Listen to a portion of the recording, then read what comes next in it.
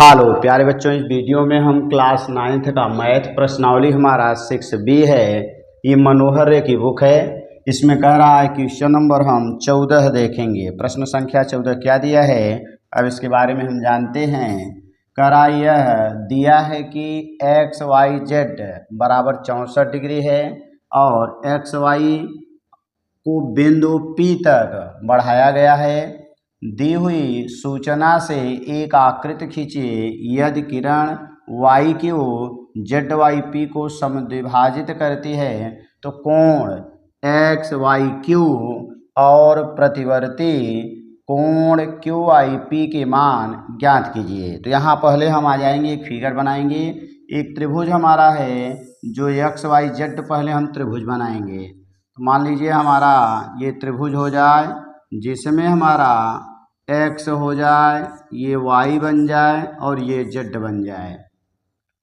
अब कह रहा है कि और यहाँ कोण XYZ यानी y अंश, ये जो मान दिया गया है इस कोण का मान आपका 64 डिग्री है। फिर आगे कह रहा है XY को बिंदु P तक बढ़ाया जाए। ये x है, ये y है, तो XY को अगर हम आगे बढ़ाएंगे तो आगे ले जाएंगे। तो मान लीजिए ये बिंदु हमारा P है। कह रहे हैं P तक बढ़ाया गया है। दी हुई सूचना से एक आकृति खींचिए। आकृति बन गई। यदि किरण YQ, कह रहा है यहाँ पर किरण Y से Q खींचना है जो ZYP यानी इस कोण को ये कह रहा है समद्विभाजित करेगा, यानी दो बराबर भागों में बांटेगा। अर्थात यहाँ से हम बीच से किरण ले जाएंगे और इसको हम Q बना लेंगे। कह रहे हैं तो कोण XYQ, हमारा जो कोण XYQ है तो X, Y और Q यानी इस पूरे कोण का मान आपको ज्ञात करना है। आपको एक निकालना है कोण दिया है XYQ, अर्थात इस कोण का मान आपको ज्ञात करना है। फिर आगे क्या कहा, और प्रतिवर्ती कोण QYP, तो QYP इस कोण का प्रतिवर्ती कोण निकालना है। अर्थात हमें ये बाहर वाला पूरा कोण निकालना है। इसका प्रतिवर्ती कोण बाहर का होगा। तो यही दोनों कोणों को निकालना है, एक ये कोण और एक ये बाहर वाला। तो सबसे पहले हम इस कोण को निकालेंगे जो अंदर वाला दिया गया है। चूंकि कह रहा है समद्विभाजित कर रहा है, इसका मतलब ये कोण और ये कोण आपस में बराबर होंगे। अब हम आ जाएंगे त्रिभुज के तीनों एक सीधी रेखा बनी हुई है और सीधी रेखा में अगर हम देखेंगे तीनों कोण जोड़ेंगे x और 64, तो हमें बराबर 180 मिलेगा। उससे हम x का मान निकालेंगे। तो जब x का मान पा जाएंगे तो 64 ऊपर वाला है, नीचे x है, 64 में x को जोड़ देंगे तो एक कोण जो उसने दिया था आपको निकालना था, जिस कोण का मान, अर्थात ये जो कोण हमारा दिया गया है XYQ, ये मिल जाएगा। फिर हमें ये कोण मिल चुका है, इसका प्रतिवर्ती माने पूरा 360 में से इस कोण को घटा देंगे तो इस कोण का हमें प्रतिवर्ती कोण भी ज्ञात हो जाएगा। तो आइए इसको हल करते हैं और देखते हैं। तो हमें क्या मिलेगा, हल में सबसे हम पहले हमारा फिगर बन चुका है। अब लिखेंगे कि चूंकि कोण PYQ बराबर कोण QYZ और इसी को हमने मान लिया है x। अब यह रैखिक युग्म में से आएंगे। अब रैखिक युग्म से हमें क्या मिलेगा, कोण PYQ प्लस कोण QYZ और प्लस कोण ऊपर का ZYX बराबर 180 अंश होगा।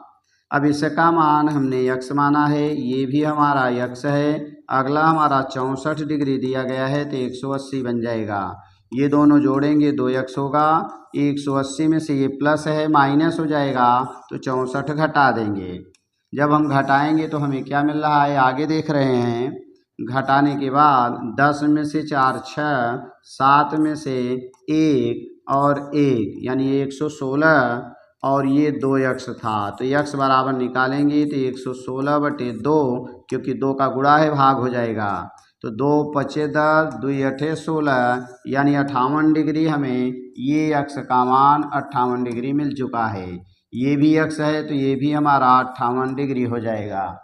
अब एक कोण जो उसने पूछा था, कोण XYQ, इस कोण का मान हम यहाँ निकाल लेते हैं, तो यहाँ ले लेंगे तो हम क्या लिखेंगे, इसलिए हमें मिल जाएगा कोण XYQ बराबर होगा, यानी XYQ अर्थात ये पूरा कोण चाहिए, और ये का मतलब ऊपर और नीचे दोनों जोड़ेंगे तो ये बराबर होगा कोण XYZ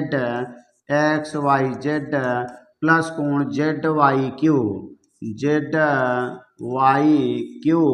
और XYZ का मान ऊपर 64 है प्लस x होगा, तो ये बनेगा 64 प्लस x का मान हमने 58 निकाला है तो ये 58 हो जाएगा। तो 8 4 12 की 2 हासिल 1 और 6 5 11 1 12, 122 अंश आ जाएगा। तो एक आंसर ये होगा। दूसरा, प्रतिवर्ती कोण हमें QYP ज्ञात करना है, तो हम प्रतिवर्ती कोण QYP ले लेते हैं, तो हमारा बन जाएगा प्रतिवर्ती कोण QYP। यहाँ हम ले लेते हैं तो लिखेंगे प्रतिवर्ती कोण हमें कौन सा मिला, कोण QYP बराबर, तो यानी हमें इस कोण का प्रतिवर्ती अर्थात पूरा 360 में से इसको घटा देंगे, तो बराबर हो जाएगा 360 माइनस हमें मिल जाएगा QYP।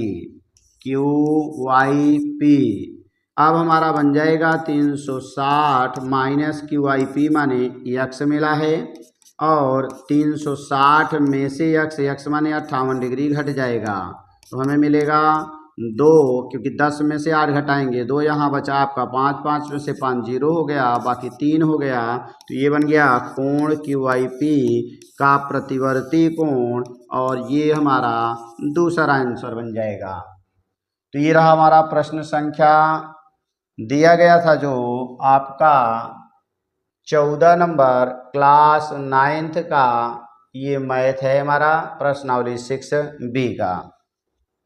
नेक्स्ट प्रश्न एक और ले लेते हैं, इसमें हमारा दे दिया गया है क्लास 9th का ही मैथ है प्रश्नावली 6B का। अब क्वेश्चन नंबर हम 15 लेंगे, तो 15 में क्या दिया है कि चित्र में AB समांतर CD है, यानी हमारा ये AB और दूसरा जो CD है ये समांतर रेखा है, और AB और CD के मध्य एक बिंदु E स्थित है। यहाँ AB और CD के बीच में एक बिंदु हमारा E है। करें दर्शाइए कि कोण ABE अर्थात इस कोण की बात कर रहा है, और कोण BED यानी हमारा दूसरा कोण BED अर्थात इस कोण की बात कर रहा है, और कोण CDE अर्थात इस कोण की बात कर रहा है। कह रहा है तीनों जोड़ेंगे तो हमें दिखाना है 360 अंश आएगा।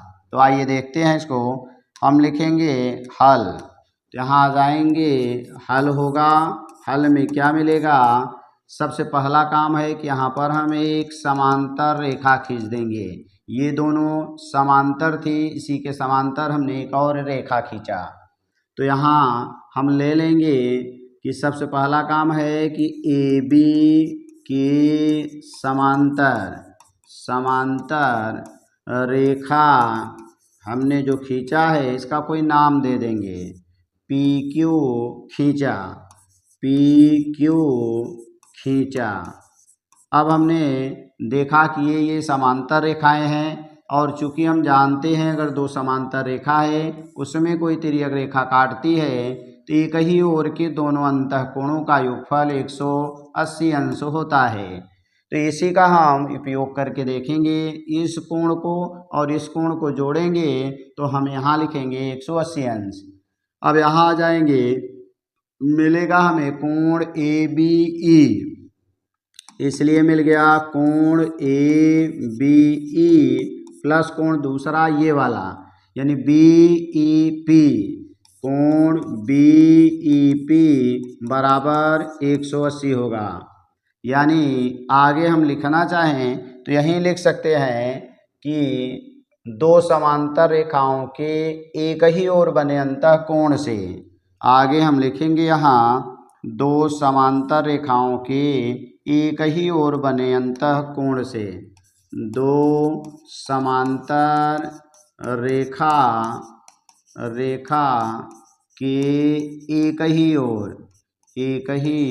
ओर बना कोण, ये हमारा बन जाएगा। इससे ये हमें मिल जाएगा। दूसरा आ जाएंगे, अब फिर हम देखेंगे चूंकि ए बी समांतर सी डी था इसलिए इसके समांतर ये भी मिलेगा। तो फिर हम ले लेंगे यहाँ पर कि चूंकि ए बी समांतर सी डी तथा ए बी समांतर हमने एक पी क्यू खींचा है, इसलिए ए हमें मिल जाएगा पी क्यू समांतर, यानी पी क्यू समांतर सी डी या सी डी समांतर पी क्यू होगा। फिर यहाँ भी यही प्रक्रिया होगी, दो समांतर रेखाएं हो गई, एक ये रेखा एक रेखा जिसको हमने पी क्यू कहा और दूसरी रेखा जिसको हमने सी डी कहा। यहाँ पर इस तरह से तो ये दोनों कोण भी एक ही ओर के अंतः कोण हैं, इसलिए इन दोनों को भी अगर हम जोड़ेंगे तो 180 अंश आएगा। तो ये मिलेगा इसी प्रकार एक ही ओर के अंतः कोण से एक ही ओर के अंतः कोण से हमें क्या मिल जाएगा, कोण दोनों फिर जोड़ लेंगे, अर्थात हमें मिलेगा यहाँ कि कोण PED और प्लस कोण ई या CDE, कोण CDE बराबर 180 अंश हो जाएगा। इसको हम दो बना लेंगे, ऊपर जो हमने पाया इसको एक बनाएंगे। तो आगे हम लिखेंगे क्या, समीकरण 1 व 2 से तो दोनों हम जोड़ देंगे तो कोण ABE प्लस कोण BEP और प्लस कोण अगला आ जाएंगे इसमें PED, फिर आगे आ जाएंगे तो प्लस कोण CDE बराबर 180 प्लस 180 यानी 180 प्लस 180 अर्थात ये 360 अंश हो जाएगा। अब ये तो कोण हमारा रहेगा क्योंकि इसको तो लाना ही था ABE, तो यहाँ हम लिखेंगे ABE प्लस आगे आ जाएंगे BED लेना है तो इस त्रिभुज में आएंगे, BED का मतलब BEP प्लस PED, क्योंकि इसको और इसको दोनों जोड़ेंगे तो पूरा कोण हो जाएगा। तो BEP हो गया, BEP और दूसरा कोण PED और इन दोनों के स्थान पर हमारा बन जाएगा कोण BED, तो इसके स्थान पर लिख देंगे BED और अगला कोण हमारा मिल जाएगा CDE और CDE तो हमें लाना ही था, बराबर हमारा 360 बन जाएगा और यही हमें सिद्ध करना था। तो आगे हम लिख देंगे, चूँकि ये हमारा आंसर बन गया तो आगे लिखेंगे कि यही सिद्ध करना था। तो थैंक्स फॉर वाचिंग। इस तरह की वीडियो को देखने के लिए चैनल को सब्सक्राइब करें तथा वीडियो को लाइक करें।